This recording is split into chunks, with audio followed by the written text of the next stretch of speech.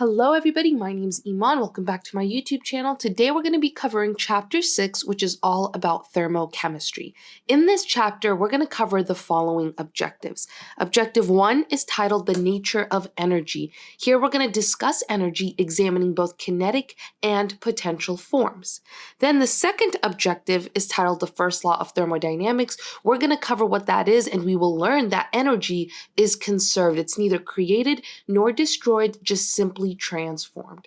Then we'll move into the third objective titled Heat and Energy. Here we're going to have a discussion about internal energy, heat, and work, and we're also going to define and compare path versus state functions.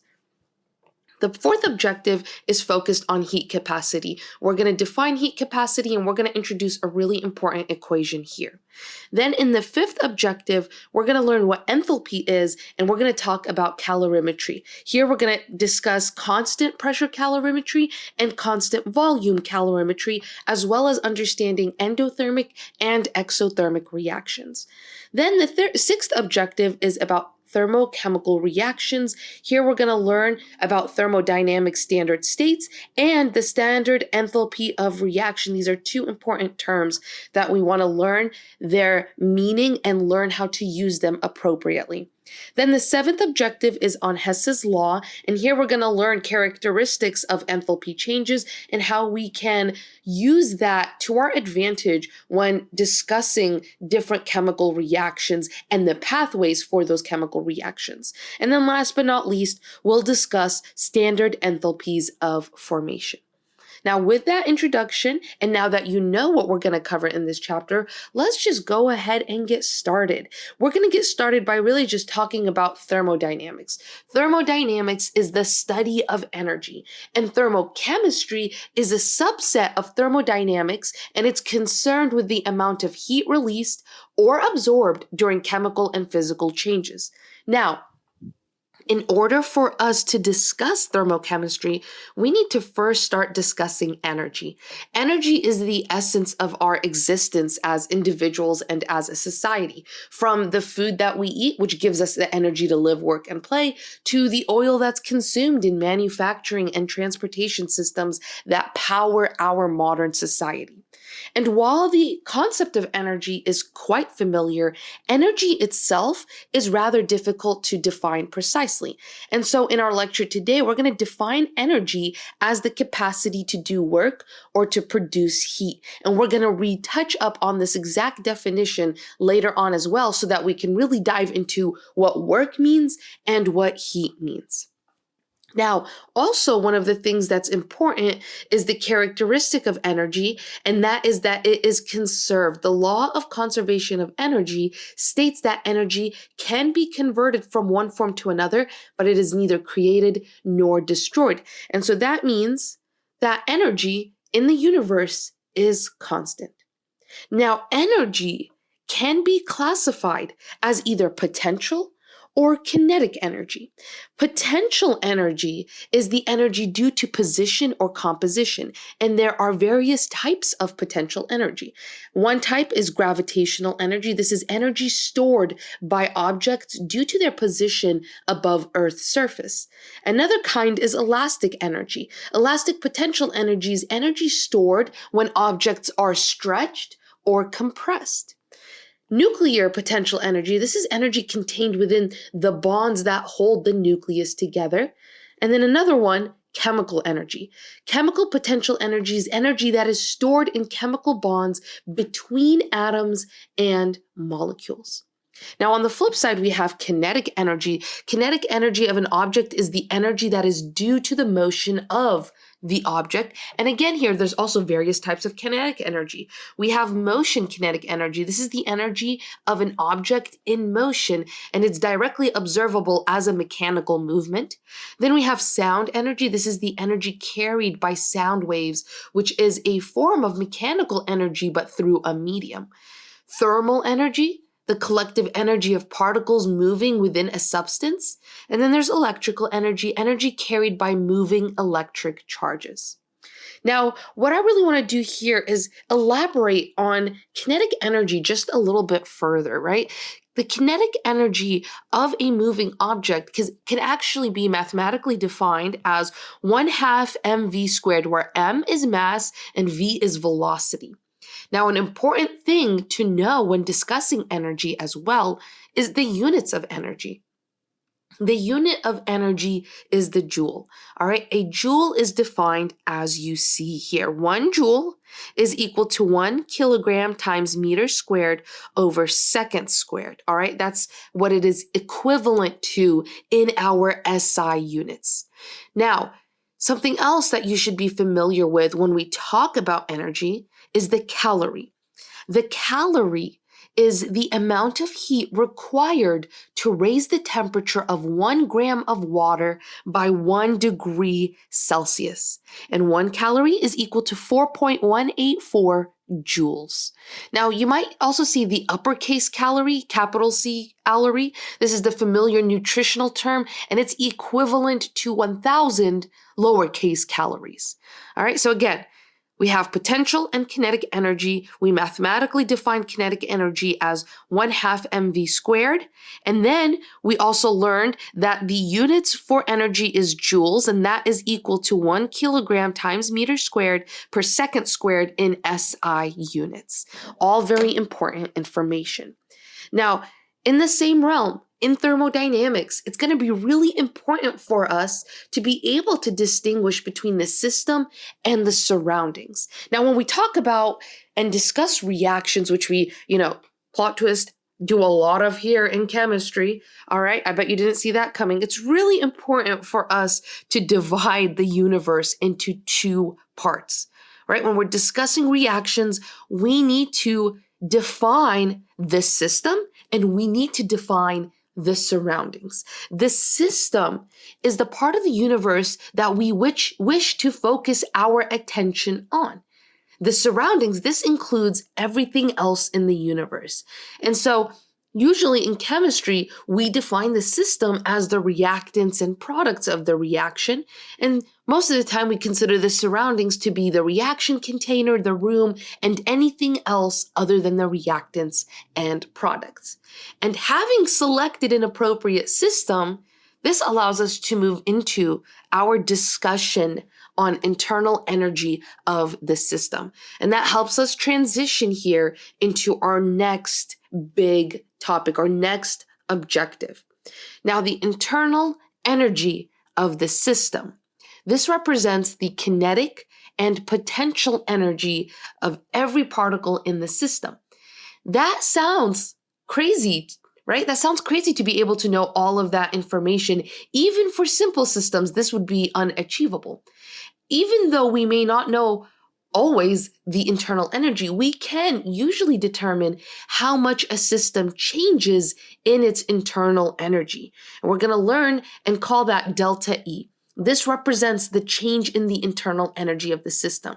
Now, sometimes you might see it as delta E, all right? Sometimes you might see it as delta U. It depends on your professor. Some people adopt either kind of notation, all right? As long as you have defined in your class what internal energy, what letter you're using for internal energy, you'll be good to go. And this delta, change in internal energy, it represents the change, final minus initial. And the sign of this change in internal energy, it tells us the direction of energy flow. And so if this delta E, for example, is negative, then the system loses energy. And if delta E is positive, then the system gains energy. And now that we understand this, it'll make sense for us to redefine the law of conservation of energy, also known as the first law of thermodynamics. It states that although energy can be created from one form to another, it cannot be created or destroyed. Therefore, the total energy of the universe is conserved. Delta E of the system equals the delta E of the surroundings. And again, all right, a negative delta E, system loses energy. Positive delta E, system gains energy. So this is the first law of thermodynamics, also known as the law of conservation of energy. We can convert energy from one form to another. We cannot create or destroy energy. Therefore, delta E of the system equals delta E of the surroundings. Total energy is constant. Now that we've covered that, we can move into our third objective. Here, we're going to discuss how energy can even be transferred, all right? And this is where it's going to be really important for us to revisit how we started this lecture and redefine energy. Energy can be defined as the capacity to do work or transfer heat. So we can write that delta E is equal to Q, which is our notation for heat, plus work. W is work. All right, so we've defined energy here. Change in energy is equal to heat plus work. What is heat and what is work? Heat is the flow of energy that occurs as a result of a difference in temperature. When energy is transferred as heat, the direction of energy transfer is always going to be from hotter object to the colder object. One thing to notice is that heat is not the same as temperature. Temperature is a measure of kinetic energy of a system, but heat is a measure of transfer of kinetic energy from one system to another.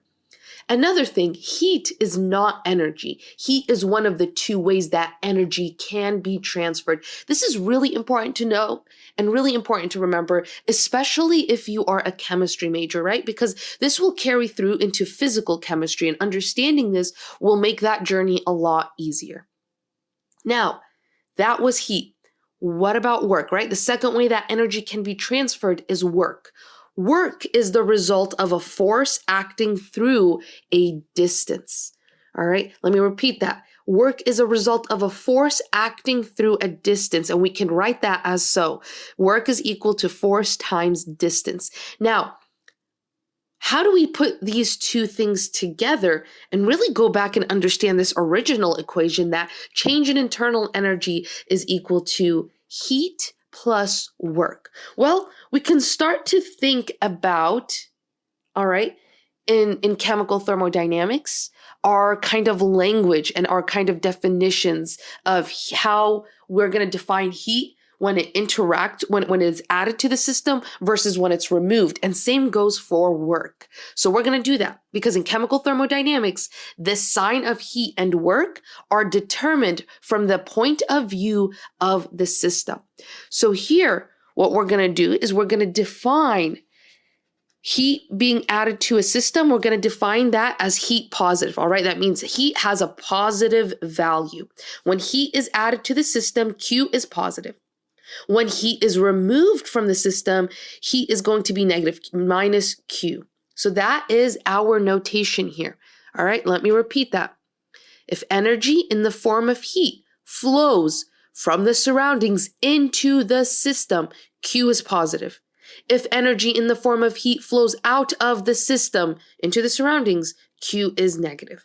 And we want to do the same thing for work. We want to define, all right, our POV. The same idea applies here. If the surroundings do work on the system, then work is positive. W is positive. If the system does work on the surroundings, then W is negative. Work is negative. Now be especially careful when considering the sign of W for work. If no heat is transferred and the system does work on the surroundings, then remember that the system loses energy. And in that case, both W and change in internal energy, delta E, would have negative values. All right, so far, we have learned about energy, work, and heat. Now it's time for us to take a slight pause, all right, for 1 second. And now we want to define state and path functions, all right? A state function is a property of a system that's determined by specifying the state or condition of a system. And a state function is independent of the history of the system.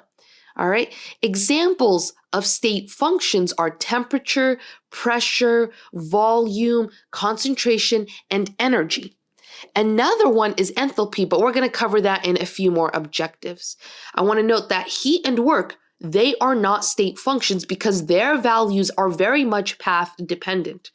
So what I mean when I say state function, for example, energy is a state function, that means its values really just depend on the initial and final state and not the path that was taken to get there.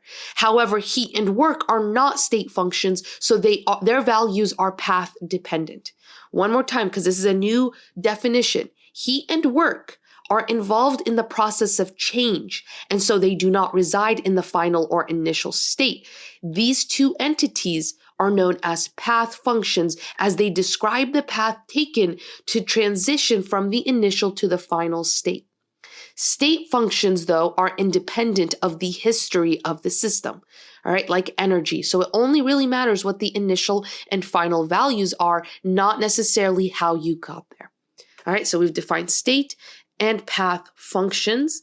All right, and now what we want to transition to is, well, the idea of real chemistry in lab, right? Many of the experiments we conduct in chemistry lab, they occur in open containers under constant pressure conditions. This is called pressure volume work. And so I want to really explain this because it's going to be important. So let's take this movable piston as an example. Now, by exerting a force on the piston, we can move the piston some distance h. Some distance delta h. Since work is defined as force applied over distance, when we compress the surroundings are doing work on the system, and the sign of work will be positive. All right? Remember, work is defined as force applied over distance, and when we compress, the surroundings are doing work on the system. W will be positive. Now, here the point is, through some calculations, we get an important expression for work, and that is that work is equal to minus P delta V. Now, we can work through this conceptually, right? For example, if we're looking at these pistons, the volume of the cylinder, we can write it mathematically as volume is equal to area times height, all right? If we exert a force on the outside of the piston, causing the gas inside the cylinder to be compressed, then what we want to actually define is a change in the volume, which is equal to area times that change in height, like we just described. Now, we also know, all right, that work is defined as force times distance. And we also did another important definition when we discussed gases, and that was the definition for pressure. Pressure is equal to force over area.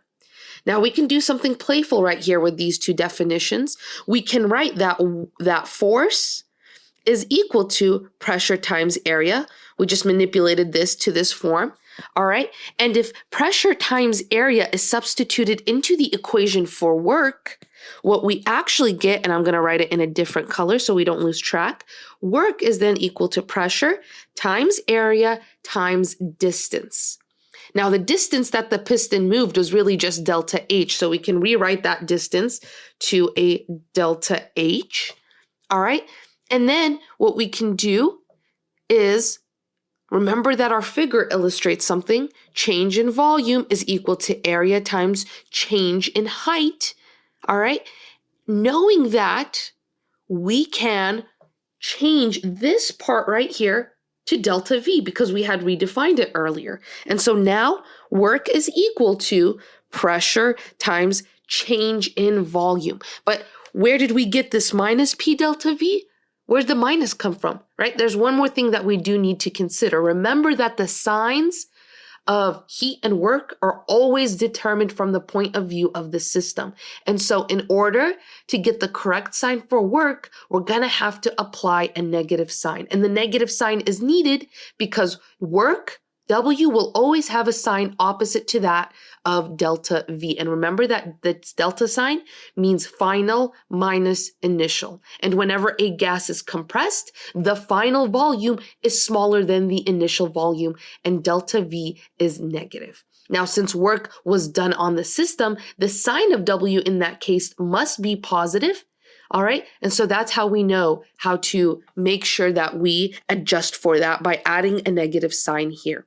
Now, even if you didn't understand necessarily the full derivation, what I do need you to know is this equation. All right, work is equal to minus P delta V. Now, what does this equation mean? This means that if a gas expands, the delta V is going to be positive. All right, that delta V is going to be positive. All right, and work is going to be negative. That's if a gas expands. But if a gas contracts, then the delta V is going to be negative and W is going to be positive. So just remember these two scenarios. What happens if a gas expands? What happens if a gas contracts? Now, before we move into the next objective, there's one more important conversion factor I want to make note, and it'll come in handy here soon. And this conversion is that 101.3 joules is equal to 1 liter times atmosphere.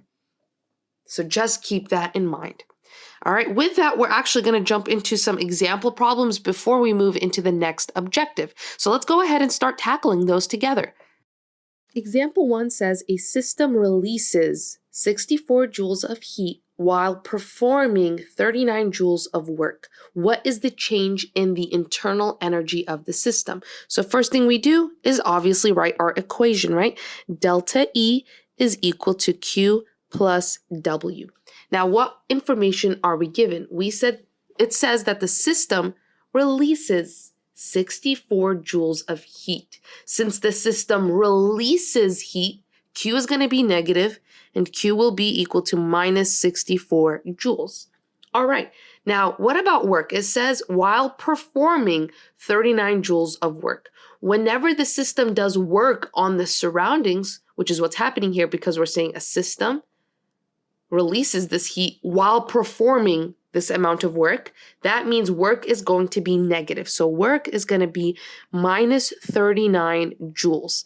Now, all we have to do to figure out the change in internal energy is plug these values in. Minus 64 plus minus 39 joules, obviously. All right, and then we plug that into the calculator to get minus 103 joules. All right, so this is our change in internal energy, minus 103 joules. Let's tackle this next problem as well. This problem says a certain gas expands at a constant temperature from a volume of 14 liters to a final volume of 27 liters against a constant external pressure of 50 atmospheres. Calculate the value of work. Okay, this is a great problem. So to solve this problem, we have to remember two things. Obviously, our equation for work, the work done by expanding gases, is work is equal to minus P delta V. And here, we're going to take advantage of a really important conversion that we mentioned. So this is one thing that we need to know. The second thing we need to know here is that 101.3 joules is equal to 1 liter times atmosphere. Okay, now that we know that, let's break down the other values that were given in this problem. We are told that pressure is equal to 50 atmosphere. All right, delta V is V final minus V initial, and we're given that as well. That's 27 liters for final minus 14 liters for initial. We get 13 liters remaining. All right, not remaining, but that's our change in volume. We have 13 liters. That's our delta V.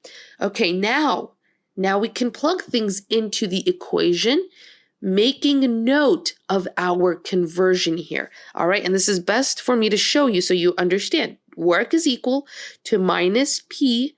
P is 50 atmosphere. And delta V we just calculated to be 13 liters. Now, this is going to give us an answer for work that has units of liters times atmosphere. So what we can also do here is apply a conversion to make sure we get our work value in joules.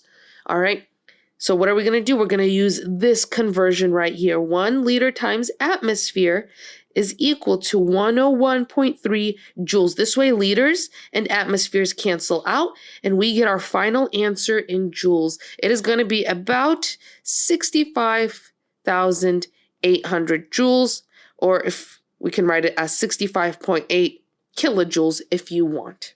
And this is going to be a negative value. Don't forget that negative value out here in the front.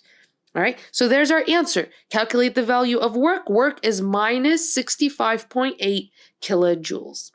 Now we can move into our next section on heat capacity. Now, although heat and temperature are not the same, we can use changes in temperature to calculate heat.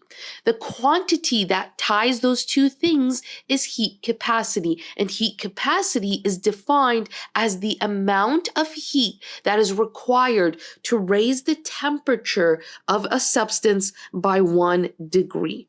All right, it's written right here, heat capacity. We're going to denote it as a C, is defined as the amount of heat required to raise the temperature of a substance by 1 degree Celsius.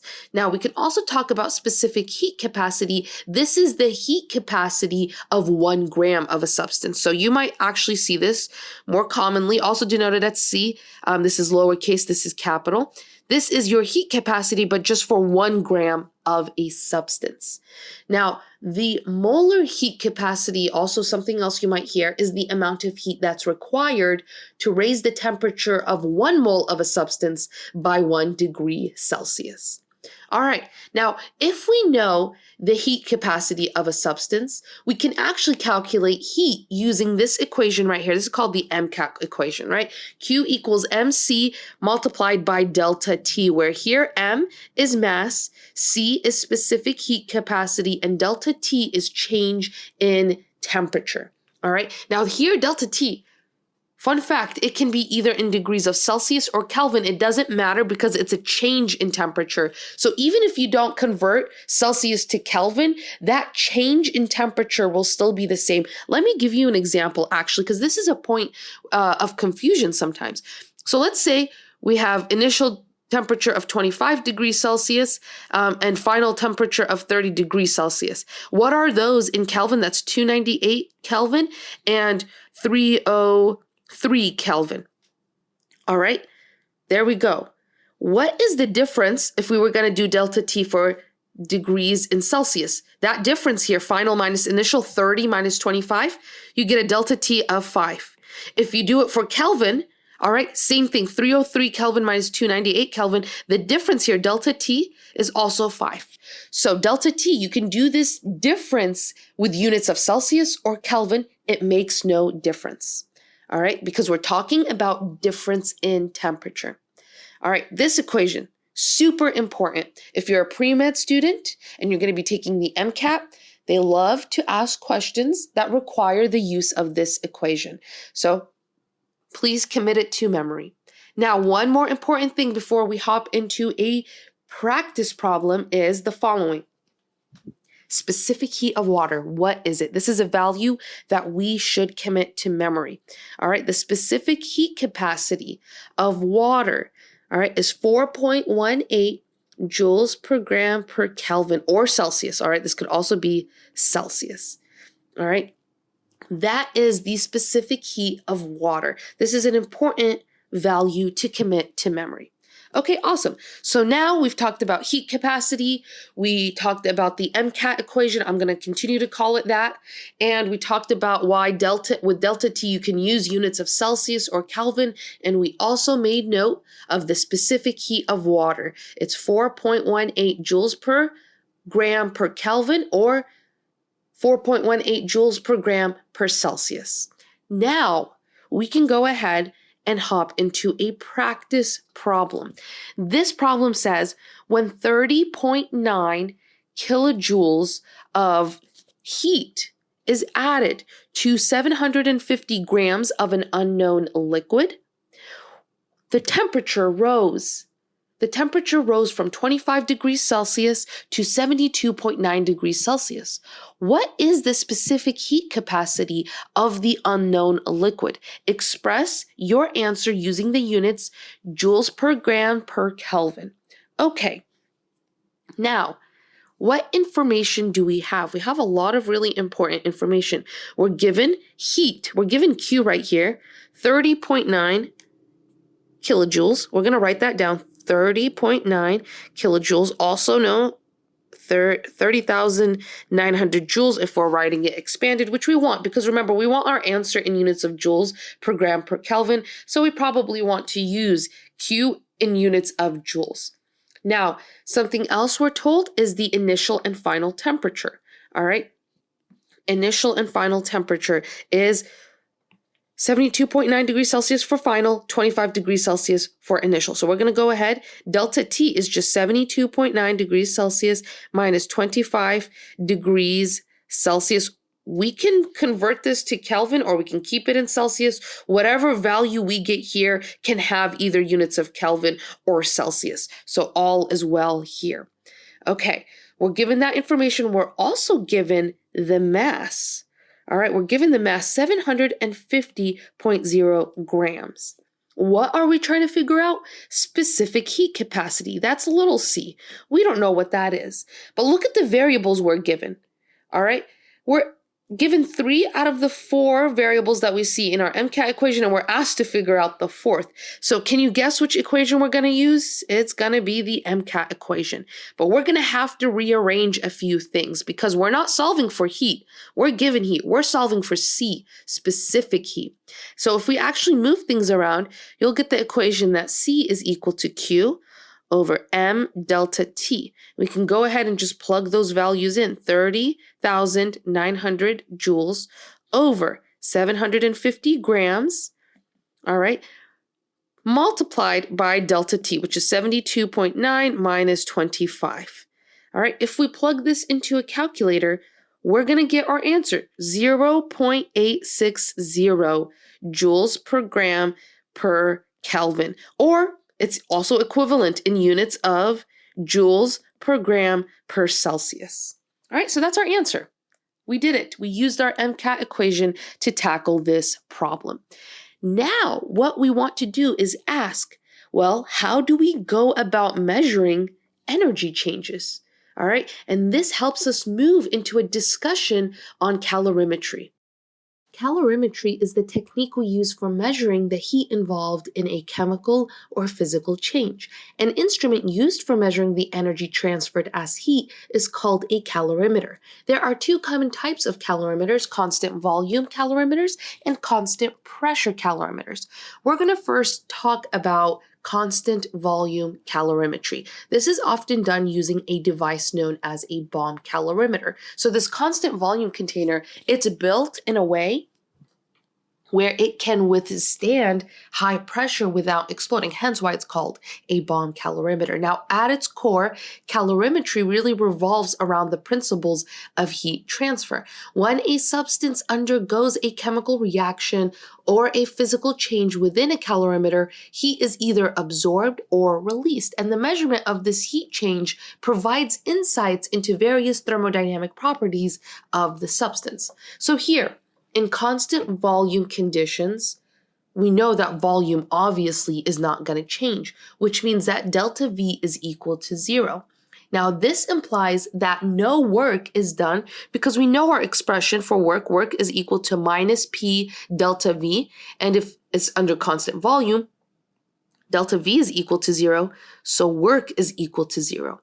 And this means that under constant volume conditions, the change in the internal energy of the system is going to be directly equated to the heat.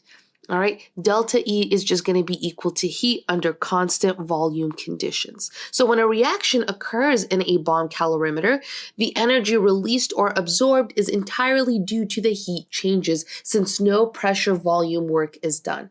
And this makes bomb calorimeters especially useful for studying combustion reactions where considerable heat is released and it can be measured accurately without the complications of volume changes.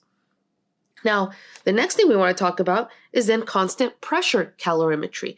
Here, we're going to measure heat flow while holding the pressure constant. In experiments where pressure remains constant, like those of a coffee cup calorimeter, the setup is really designed to be open to the atmosphere. This means that the pressure inside the calorimeter equilibrates with the atmospheric pressure, thereby remaining constant through the experiment.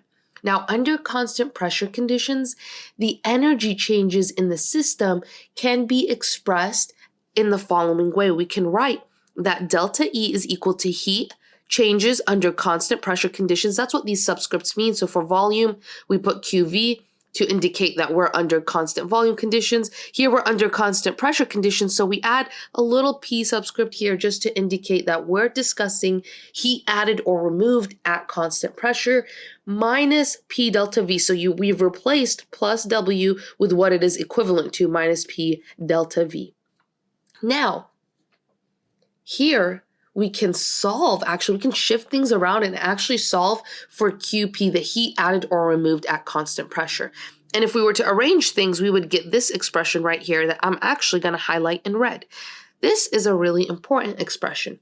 This equation indicates that the heat flow at constant pressure can be determined by measuring the change in internal energy and accounting for the work done by or against the atmospheric pressure due to volume changes.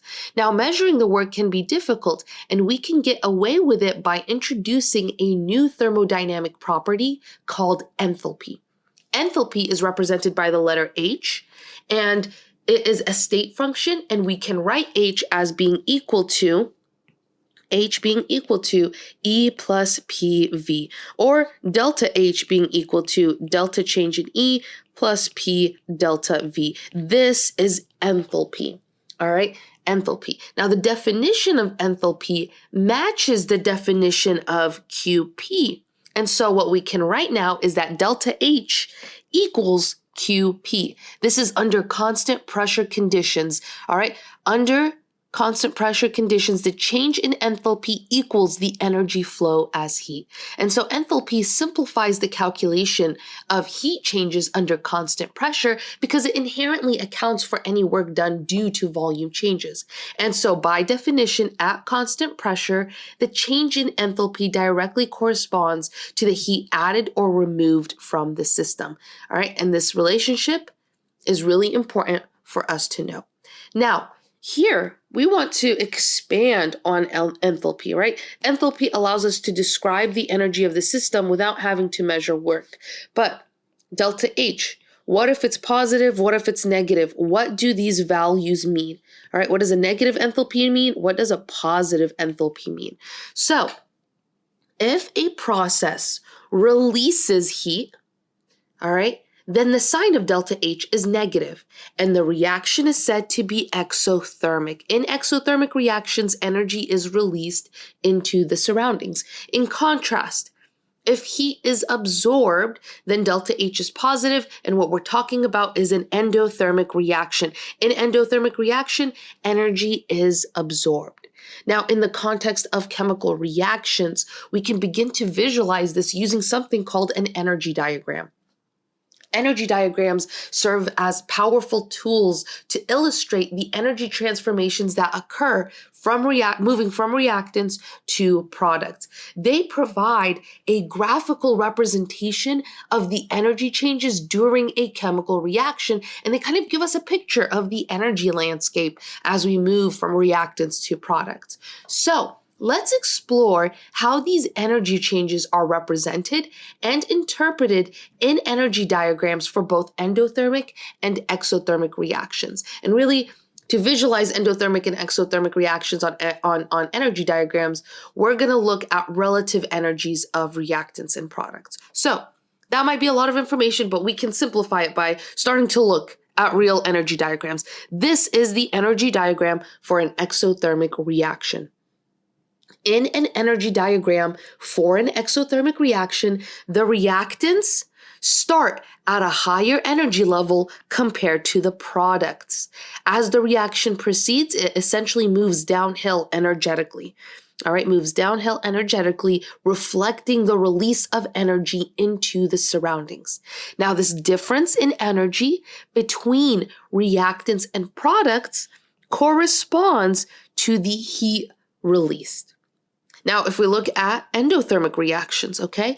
An endothermic reaction, the energy diagram shows that the reactants all right, are at a lower energy level than the products up here. And so this is an uphill climb energetically, right? The progression of the reaction requires an uphill climb in energy, absorbing heat from the surroundings. And again, we can measure the difference between reactants to products to calculate the amount of heat absorbed. Now, in both types of diagrams, the highest point on the energy path represents the transition state. This is the point of maximum energy that the system has to overcome to proceed from reactants to products. This peak is indicative of the activation energy that's required to initiate the reaction. The lower the activation energy, the faster the reaction. So these are really two important points to keep in mind. Now, endothermic and exothermic reactions, let's start to apply them to things that we know, right? Let's apply them to processes in which substance change in their phase, all right? Because processes in which substance changes its phase are also either endothermic or exothermic. So we're gonna go over them together. Now, let's go over things that we're very familiar with: melting, going from solid to liquid. This is an endothermic reaction, all right?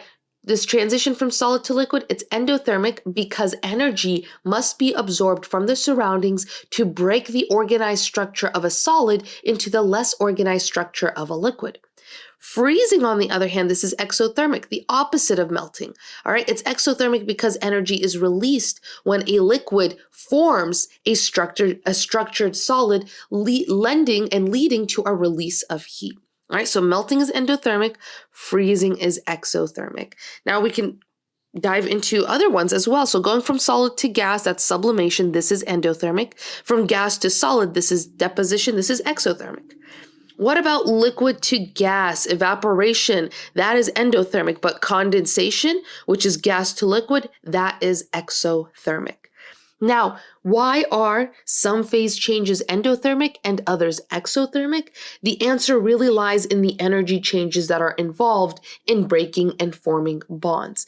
Endothermic reactions absorb energy because the energy needed to break bonds in the initial state is greater than the energy released when new bonds are formed in the final state. And so the system absorbs heat to make up this difference. Exothermic reactions release energy because the energy released from forming bonds in the final state is greater than the energy required to break bonds in the initial state. And this excess energy is released into the surrounding as heat. With that, we can move into our next objective on thermochemical reactions. A thermochemical equation is a balanced equation that includes the enthalpy change for the reaction. So here is an example of a thermochemical equation. We have nitrogen gas plus oxygen gas give us 2 nitric oxide molecules, and the delta H for the reaction is plus 180.5 kilojoules. Now, each gas is at 1 atmosphere pressure and the temperature is 25 degrees Celsius. And this is important because the next thing we want to talk about is the 3 rules that must be followed when working with thermochemical equations. The first rule is that the magnitude of our delta H of reaction depends upon the conditions, so conditions have to be specified. Now, to do this efficiently, scientists have established a set of conditions called thermodynamic standard states. Thermodynamic standard states include the following: every solid, liquid, and gas is in its pure form at 1 atmosphere pressure.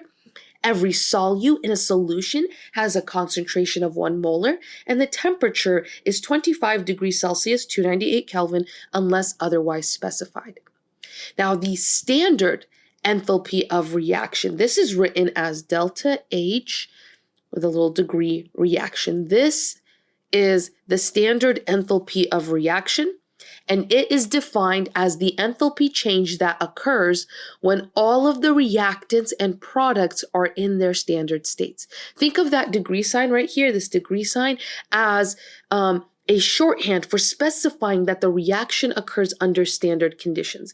And so we can actually rewrite the thermochemical equation above as so: nitrogen gas plus oxygen gas give us 2 nitric oxide molecules. The delta H of reaction the standard enthalpy of reaction is equal to 180.5 kilojoules. Now, the second rule that you need to follow when working with thermochemical equations is if the equation is reversed, the sign of delta H of reaction changes. So if our reaction is now 2 nitric oxide molecules give us nitrogen gas and oxygen gas, then the standard enthalpy of the reaction needs to change from positive value to a negative value. This is equal to negative 180.5 kilojoules. And the last and final rule is the enthalpy of reaction is for the number of moles of reactants and products that are specified by the coefficients. Actually, this is one of the most important rules for thermochemical equations. Always keep in mind that the coefficients in a thermochemical reaction, in a thermochemical equation, represents the number of moles of reactants and products. In other words, the value for the standard enthalpy of reaction is for the reaction when only 2 moles of nitric oxide decompose. But what if we change it? What if we change the reaction? What if now we have 1 nitric oxide molecule and it gives us 1/2 of nitrogen gas and 1/2 mole of oxygen gas? What is our standard enthalpy of reaction here? Clearly here, all right, our reaction has been divided by 2. Instead of giving us 2 moles of nitric acid, we have 1 mole, and instead of 1 mole of nitrogen and oxygen gas, now we have 1/2. This division by 2 needs to be carried out on the delta H as well. And so here, the standard enthalpy of reaction for this new reaction is minus 90.25 kilojoules, which is half of 180.5. So those are our 3 main rules. All right, conditions must be specified. If the equation is reversed, the sign of delta H of reaction changes. And remember that whatever value you have for delta H is specific to the thermochemical equation that's written for those particular number of moles of reactants and products. If they are changed, if those number of moles are divided by or multiplied by, then you need to carry out that same mathematical operation on the delta H of reaction to get the appropriate value. So let's go ahead and tackle a practice problem to make sure that we understand this. This problem says consider the following thermochemical equation. 2 potassium plus Cl2 gives us 2 potassium chlorides, and the standard enthalpy of reaction is minus 827 kilojoules. Our goal is to figure out the standard enthalpy of reaction for this reaction where we start with potassium chloride and that decomposes into potassium plus 1/2 Cl2. Okay, to solve this problem, we need to notice what the changes are between this reaction to this reaction. What's happening? What's changing? 2 things are changing. First, the reaction is reversed. All right, the reaction is reversed. We're starting off with KCl that decomposes into potassium and Cl2. Now, if the reaction is reversed, then we have to carry out that operation on the delta H. If the equation is reversed, the sign of delta H changes. So this has a delta H of plus 827 kilojoules. Now, the second thing that has changed is that the reaction is divided by 2. It's divided by 2. So we have KCl gives us K plus 1/2 Cl2. And that means we also have to carry out that mathematical operation on the delta H. We have to divide 827 kilojoules by 2, and that gives us 436 kilojoules. So that is our standard enthalpy of reaction for this reaction that we were given right here. Now, the second problem, I really want you to tackle it and let me know what you get or how you attempt to do this problem. The correct answer is minus 501 kilojoules. So try to aim for that and see what kind of steps you do. And if you have any problems, leave them in the comments or shoot me an email. I'll try my best to get back to you. All right. With that, I want to move into our next topic on Hess's law.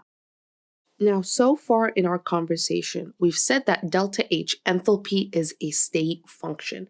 That means that anytime a chemical reaction or physical change occurs, the magnitude of delta H really just depends on the initial and final states and not on the path that's taken to get from the initial to the final state. And so if there are different pathways that a process can follow, the overall enthalpy change must be the same regardless of the pathway because it's a state function.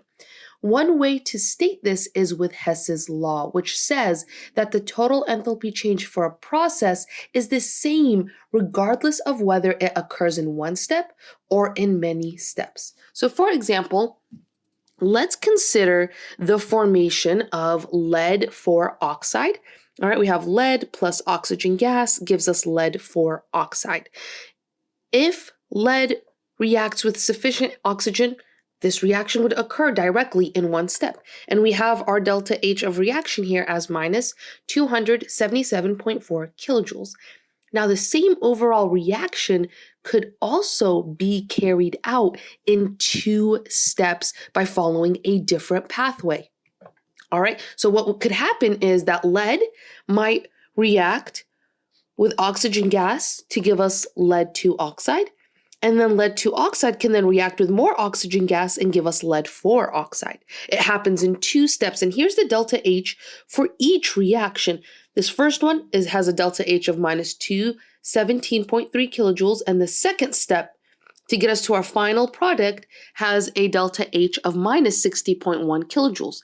And if we add that up, if we add these 2 steps up, we get a delta H of minus 277.4 kilojoules. The delta H from the 2-step pathway equals the delta H for the 1-step pathway. Hess's law is extremely useful, all right? It enables us to determine the enthalpy change for processes where it is difficult or even impossible to measure delta H directly. So let's go ahead and get some practice in by doing an example together. This one says, given the following thermochemical equations, we have a couple. All right, we have this first one, 2C2H6 plus 7 oxygen gas molecules give us 4 carbon dioxides plus 6 waters. Then the second step, we have C2H4 plus 3 O2 gives us 2 CO2s plus 2 H2Os. And the last step is just 2 H2 and an O2 that give us 2 waters. And we have the delta H for each reaction listed here. Now the goal is to determine the standard enthalpy change for this reaction. C2H4 plus H2 give us C2H6. This is our target equation, and we want to figure out the delta H for this reaction. Now, notice that we are given 3 thermochemical equations. We're asked to determine the delta H of reaction for a related reaction, which we're going to call our target equation. Okay, our goal is to rearrange the given equations we were given and determine how we can combine them in what ways so that we can get our target equation. The key is to really focus on the target equation. Since the target equation begins, all right, with 1 mole of C2H4 on the reactant side, we're going to need the same amount in one of the given equations. The second given equation, it has 1 mole of C2H4 in the reactant side. So we're going to begin by writing that equation down along with the delta H of reaction. Okay, so that's our starting place. We noted that we have C2H4 in the reactant side for our target equation. We found the given equation that has C2H4 in the reactant side. We're writing it down, okay? C2H4 plus 3O2, 2CO2 plus 2H2O, and we have the delta H is minus 1411 kilojoules. All right, you'll notice that I'm not writing all the states of matter here or being super delicate with rewriting everything just for the sake of space, okay? Now, the next substance in the target equation is 1 mole of H2. And this is also on the reactant side. Now, the third given equation right here, it has H2 on the reactant side. But here's the thing, it has 2 moles rather than 1. So what we're going to do is we're going to rewrite the equation, but we're going to divide it by 2 in order to get 1 mole of H2 on the reactant side. So we're taking this equation, we're going to be rewriting it, but we're going to be dividing the whole thing by 2. So what we have is H2 plus 1/2 O2 gives us H2O, just 1. And that means our delta H for this reaction also should be divided by 2, and that gives us, well, we'll just write it like this for now, kilojoules. Okay, wonderful. Now finally, the target equation has 1 mole of C2H6 on the product side. And the only place that we see this molecule C2H6 occurs in the given equation number 1, right here. All right, right there. But here's the problem. All right, it occurs in equation 1, but it has 2 moles and it's on the reactant side. So what that means is we're going to reverse the equation and then we're going to divide everything by 2. Okay, so we're going to reverse the equation and divide everything by 2. So instead of 4 CO2, all right, instead of 4 CO2, we have 2 CO2 plus 3 H2O. All right, we reversed and divided by 2, so now the products are our reactants, and now our products here will be these reactants. And remember, we're dividing by 2, so C2H6, just 1 mole of that, plus 7/2 O2. And that means our delta H here, it's going to have an opposite sign, so it's going to be a plus, and it's also going to be divided by 2. So 3120 divided by 2. All right, now the next step is to combine the equations that we just rearranged. Now, here's the thing that we have to be careful with. We have to be careful when we add them. Everything on the reactant side stays on the reactant side, and everything on the product side stays on the product side. If something occurs on both the reactant and product side, it cancels out. Then, if we have everything set up correctly, when we add the reactions together, we should get the target equation. And the sum of the enthalpy changes is what's going to add up to our delta H of reaction for our target equation. Now, what you want to do is write all your reactants down, all right, and then write all your products down. So let's do that together, okay? So here's what's in our reactants. We have C2H4 plus 7/2 O2 plus H2 plus 2 CO2 plus 3 H2O. And what you notice is I combined all the O2s in the reactant side. We have 3 O2s and then a half O2. And if you sum those up, you'll get 7/2 oxygen gases. All right, so this is our reactant side. Then we have to write out our product side. On our product side, we have 2 CO2s plus 3 H2Os plus C2H6 plus 7/2 O2s. Next thing we want to do is we want to cancel out things that appear in both the reactant side and the product side. What you notice is 7/2 oxygen gases. Those are both on the reactant side and the product side. Same with 2 CO2s, same with 3 waters. And what we're left with is C2H4 plus H2 gives us C2H6. Notice how we got exactly our target equation. Now all we have to do is add up these delta H's since we verified that we indeed did this problem correctly. So our delta H for reaction is going to be minus 1,411 kilojoules minus 572 divided by 2 plus 3,120 divided by 2, and if we plug this into a calculator, what we're going to get is 137 kilojoules. That is our delta H of reaction for our target equation. And just like that, we solved the problem, and now we're masters at Hess's law. And with that, we want to move into our last and final objective titled Standard Enthalpies of Formation. Far in our lecture, we've talked about enthalpy and we've talked about standard enthalpy change. But now we really want to focus on standard enthalpies of formation. And the way we want to motivate this discussion is by posing a question. Is there a way to determine the standard enthalpy change for a reaction without actually performing a calorimetry experiment? Now, after all, there are millions of chemical reactions, so it would be impractical to record the standard enthalpy change for each one. In addition, there's a lot of reactions that can't be easily carried out in a calorimeter, so it'd be really useful to be able to determine the delta H of reaction without doing a measurement. Standard enthalpies of formation allow us to do just that. Standard enthalpy of formation is the standard enthalpy change that occurs when 1 mole of a substance is formed from its elements in their most stable form.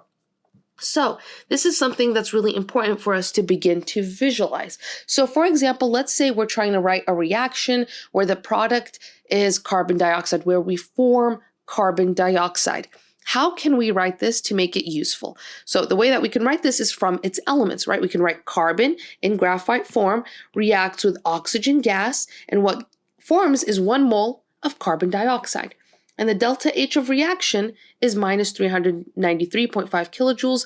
The standard enthalpy of formation is minus 393.5 kilojoules per mole. So this makes sense.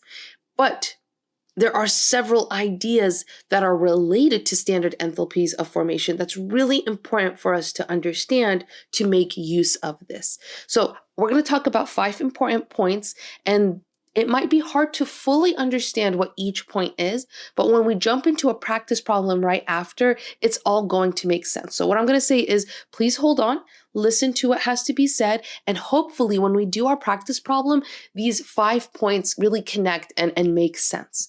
So here are the important points. First, think of standard enthalpy of formation as a shorthand for a particular thermochemical equation. Anytime you have a standard enthalpy of formation for a particular substance, you can always write a corresponding thermochemical equation where the substance is formed from its elements, just like we saw with this example right here, right? We wrote the formation of carbon dioxide from its elements. The second point is that standard enthalpy of formation is a molar quantity. All right, we're using molar here to refer to 1 mole. So for example, if instead we were trying to write an equation for the formation of 1 mole of carbon monoxide from its elements, we can write graphite plus 1/2 oxygen gas. That will give us 1 mole of carbon monoxide. And we can figure out the delta H of reaction by doing our standard enthalpies of formation. This equation right here actually leads us to the third important point. Sometimes we're going to be required to use fractional coefficients in thermochemical equations like we just saw. Up until now, we've tried to avoid that, but here, this is okay. And the fact that the standard enthalpy of formation is a molar quantity means that we have to form 1 mole of whatever we're interested in, for example, carbon monoxide in this reaction. And in order to balance the equation, O2 must have a coefficient, a fractional coefficient of 1/2, and that is okay. Now, the fourth point is many standard enthalpies of formation cannot be measured, all right? Not directly at least. So, as an example, the standard enthalpy of formation for glucose is minus 1,260 kilojoules per mole. And the shorthand for this thermochemical reaction is 6 carbon in graphite form plus 6 H2 plus 3 O2 gives us C6H12O6, 1 mole of it. And the delta H of formation, all right, is equal to minus 1,260 kilojoules per mole. And actually, lo and behold, the delta H for the reaction of glucose, the standard enthalpy for the reaction is equal to this. But notice that this, what we have written right here, this is not a real reaction. right? Glucose is formed during photosynthesis by a complex sequence of reactions. It cannot be made merely by taking a beaker and mixing in graphite with hydrogen gas and oxygen gas. But the delta H, the standard enthalpy of formation of glucose, is a real and accurate number. And we're going to see why this is possible, right? We're going to see how we can obtain the standard enthalpy of formation for something by measuring by using this concept. Fifth and last point is that the standard enthalpy of formation for any element in its most stable form is 0. The reason is obvious when you write the thermochemical equation. So for example, consider oxygen gas. The delta H of formation of oxygen gas is 0 because when oxygen gas is formed from its elements in their most stable form, nothing happens, right? The reaction would be O2 to O2. So the delta H here is going to be equal to 0. Standard enthalpies of formation essentially are very useful because they allow us to determine the delta H values for all kinds of physical and chemical changes. All right, and to see how delta H of the standard enthalpy of formation values can be used, we're going to recall Hess's law, which says that the total enthalpy change for a process, it doesn't depend on the pathway followed. So suppose you want to determine, all right, your goal is to determine the standard enthalpy change for a certain reaction. One pathway this reaction could follow would be for each reactant to decompose into elements in their most stable form. Then the enthalpy change for each of these reverse formation reactions would just be minus the standard enthalpy of formation. Then those elements could recombine to form the product in the reaction that we're considering, hypothetically, with each enthalpy change being standard enthalpy of formation. The overall standard enthalpy of the reaction would just be the sum of the delta H values of each individual step in the alternate pathway that we imagined. And so this leads us to an important equation that we need to write down. And that is that the standard enthalpy of reaction is equal to the sum of the standard enthalpy of formation for the products minus the sum of the standard enthalpy of formation of the reactants. And you see here, these number of moles are important because you would have to make sure that that is appropriate with whatever equation and coefficients are associated with a chemical equation. All right. And we're going to put this into effect right now when we do an example problem. So here is that equation, but I forgot to write products right here. So let's write products minus the sum of the standard enthalpies of formation for the reactants. All right, this is going to be a really important reaction. This is going to be a really important equation. NP here and NR are going to be the stoichiometric coefficients of the products and reactants respectively. Now let's put all of this into effect. Let's do a practice problem. This is where it's going to make sense. Use the standard enthalpies of formation given below to determine the standard enthalpy change of the reaction for this following reaction. All right, we have 3NO2 plus H2O give us 2HNO3 plus NO. What's the delta H of reaction? And we're given all these values for the standard enthalpy of formation for the reactants and products. And to solve this equation, we're going to use the formula that we just discussed, which you can derive conceptually and just from understanding Hess's law. So that was what we were trying to get at. Let's write it down. NP delta HF of the products minus the sum of the standard enthalpies of formation for the reactants. All right, and this is going to be really simple because remember, we have all the individual standard enthalpies. We're just going to have to put it together appropriately to match this equation.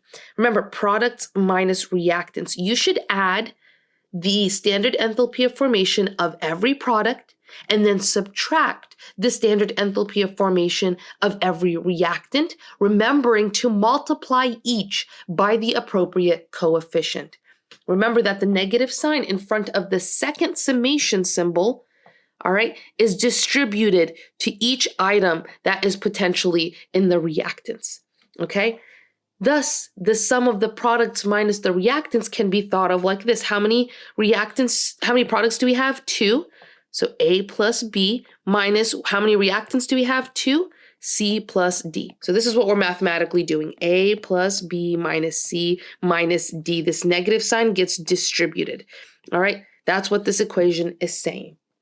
So now all we have to do to calculate the delta H of reaction from the standard enthalpy of formations that we have is just follow this equation. Our first product, we have HNO3, and there are 2 of them. So that we're going to put 2 multiplied by what is the standard enthalpy of formation for HNO3?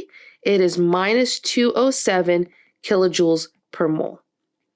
All right, there's another product. So we add the next product. The next product is NO. We have only 1 mole of that. And the standard enthalpy of formation for NO is 90 kilojoules per mole. So we write that down. Now that's all the products. Now we have to subtract off the reactants. We have 2 reactants, NO2, 3 of them. And NO2 has this should be right here, NO2. This should be 34 kilojoules per mole. So we're going to do 3 multiplied by 34 kilojoules per mole. And there's 1 more reactant we need to subtract off, and that is H2O. There's only 1 mole of H2O, and the standard enthalpy of formation for water is minus 286 kilojoules per mole. Calculating this through is going to give us the standard enthalpy of reaction, and that is going to be equal to minus 140 kilojoules. And that's it. We solved our last and final example problem. We've covered our last and final objective. I hope this was helpful. In the next video, we'll do more practice problems, especially on this topic, because this is the topic that sometimes students find the most difficult in this chapter. But other than that, I hope this was helpful. Good luck, happy studying, and have a beautiful, beautiful day.